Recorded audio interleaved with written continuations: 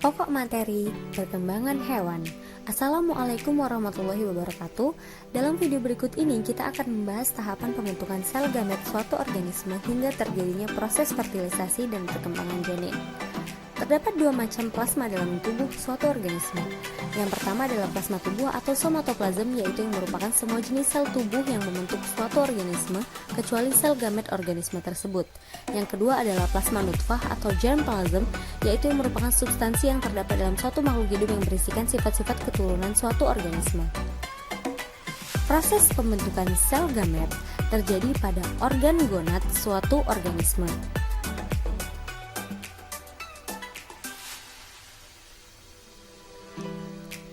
Sel kelamin jantan dan sel kelamin betina keduanya sama-sama memiliki kehadiran kromosom X.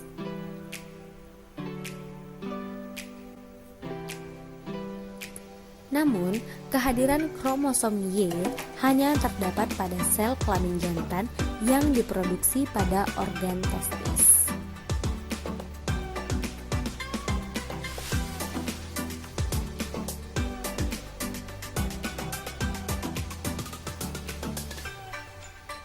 Sel-sel gamet organisme terbentuk dari organ gonad melalui proses meiosis yang terdiri dari tahapan profase, prametafase, tahapan metafase, praanafase, tahapan anafase, kemudian tahapan telofase, anafase tahap kedua, dan telofase tahap kedua yang membentuk 4 sel yang haploid.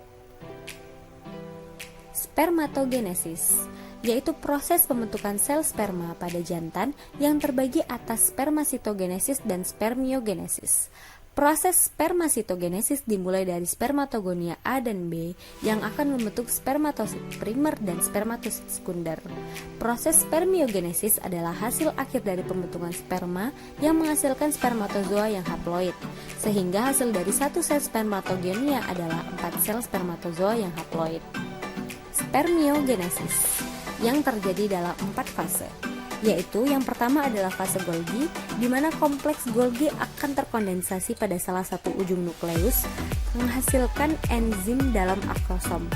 Pada fase ini juga menghasilkan aksonem dari sentriol bagian distal dan bertemu dengan mitokondria sel. Berikutnya adalah fase Cap, di mana tutup akrosomal akan dibentuk dari pelekatan nukleus oleh aparatus Golgi. Lalu pada fase pembentukan ekor akan melewati tahapan elongasi dari salah satu sentriol. Kemudian, kelebihan dari sitoplasma sel itu akan difagosit oleh sel-sel Sertoli selama proses fase pematangan spermatozoa. Spermatozoa yang telah matang akan dilepaskan ke dalam lumen tubulus seminiferus menjadi sel sperma. Oogenesis, yaitu proses pembentukan sel telur pada betina. Folikel awal yang berisi oosit akan berkembang menjadi oosit primer dan oosit sekunder. Folikel yang telah matang disebut sebagai folikel de Graaff yang telah berisikan ovum atau sel telur dan siap untuk diovulasikan. Setelah terjadi ovulasi, sisa folikel akan tetap berada dalam ovarium menjadi korpus luteum. Ovum yang siap untuk dibuahi akan bergerak menuju tuba Fallopi melalui ostium abnominal. Fertilisasi. Dari ribuan sel sperma yang masuk, hanya ada satu sel sperma yang dapat melebur dengan satu sel ovum. Sel sperma akan memecahkan akrosomnya untuk mengeluarkan enzim dan menembus zona pelusida pada sel telur. Inti sel sperma yang berisi pronukleus dan sentriol akan masuk ke dalam sel telur. Ketika pronukleus jantan dan pronukleus betina melebur menjadi satu, akan terbentuk nukleus zigot dan melewati tahapan pembelahan sel yang meliputi tahapan meiosis sel.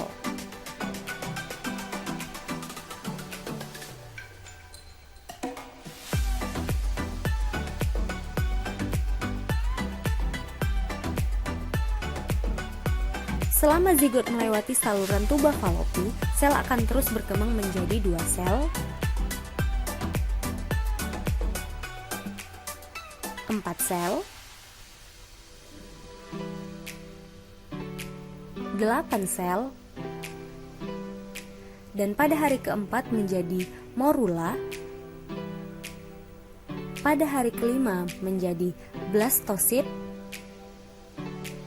yang terus bergerak menuju ke uterus atau rahim. Kemudian pada hari ke-6 akan lengket ke endometrium rahim.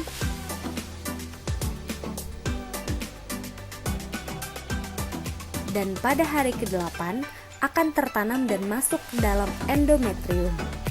Pada hari ke-9 hingga ke-14 terjadi proses pembentukan pembuluh darah, korion, dan kantung telur.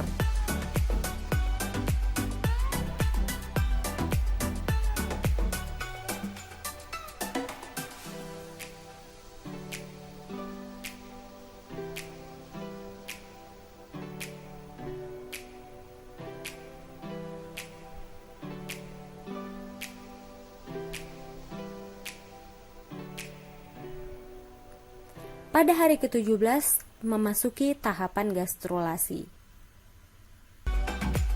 Pada hari ke-21 sudah mulai membentuk embrio dan terus mengalami perkembangan.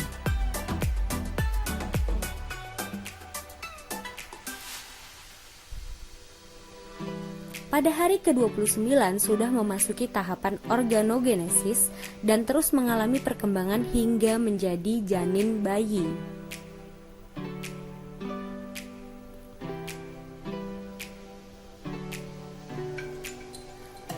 Sama halnya dengan mamalia, proses perkembangan embrio pada ayam juga sama.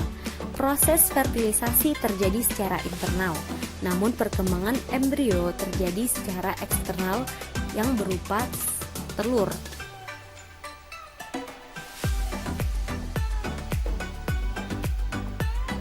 Sedangkan metamorfosis pada kata, kedua hal baik proses fertilisasi dan perkembangan embrio terjadi secara eksternal, tapi tetap melewati tahapan proses perkembangan yang sama.